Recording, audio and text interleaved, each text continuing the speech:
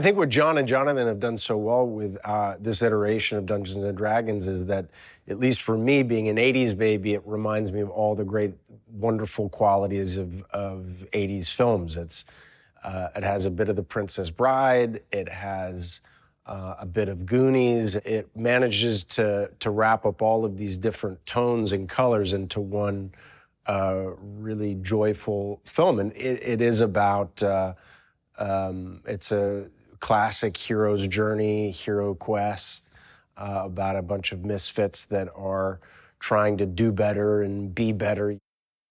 Edgin Darvis is a little bit different than the characters I've played before, in the sense that he is undeniably an optimist. He will make the best out of any situation.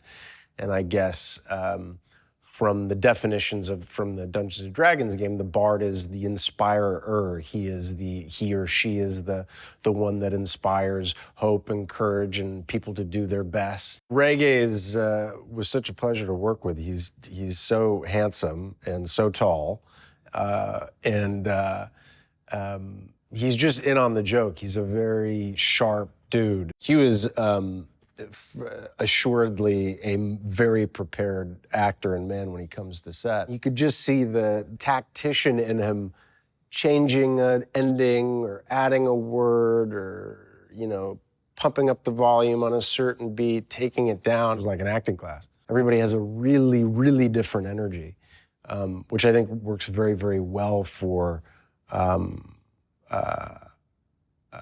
story about a group of misfits. So it makes sense that, Sophia is very, very quiet and very introverted. And like I said, Justice is fun and easy and facile in the moment. And Regé is very serious. Michelle's very bright, and I can be all sorts of things, very mercurial. So I really was surprised about how beautifully John and Jonathan had composed this symphony of people. The thing about Edgin, which I love characters that are really not heroic. They're just very normal, and they can be very, very scared just like everybody else. And I like that about Edgin, is that he's really, he's got a fair dose of being absolutely terrified by things.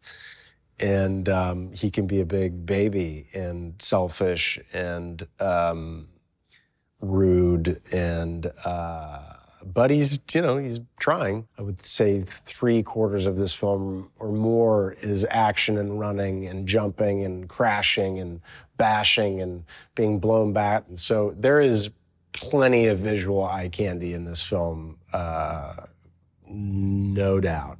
And if that is your bag, I think you'll have a lot of fun.